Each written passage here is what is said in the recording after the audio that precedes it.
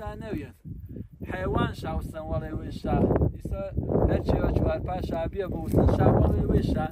ئا حیوانە مەڵی و کەشیە لە وێش ئیسا کە سیستم و جیایسیەوە بەنووی نیشانەم یعنی تەحلیل و دادەمەکە منتەقەکە کۆگەرە بلان کۆگەرە لەلان ئا حیوانە وێش مەسیرەکەش پیشبینی کردن ئای کۆگەرەشە حیوانە تاشا کۆگەرە لەوێنە ئا ڕێشانە صافکردن تەمەزکردن وەشیکردن کە پێسەر وشەنیش بەنێنە حیوانش لە پێوەرە مشتەرکاتێوە شاهەن گردی مەگێڵانی ڕێ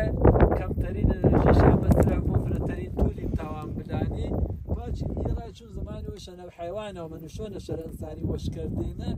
حیوان و کەشیجی سەمە نەسک چون ڕانە چون مەستەرین مەسیرە کە نانەزەرە ئاڵیانە پاشی سەر و ڕاب وێ ماواشم هۆڵا خەڵا قەیمیەکانەرە بێ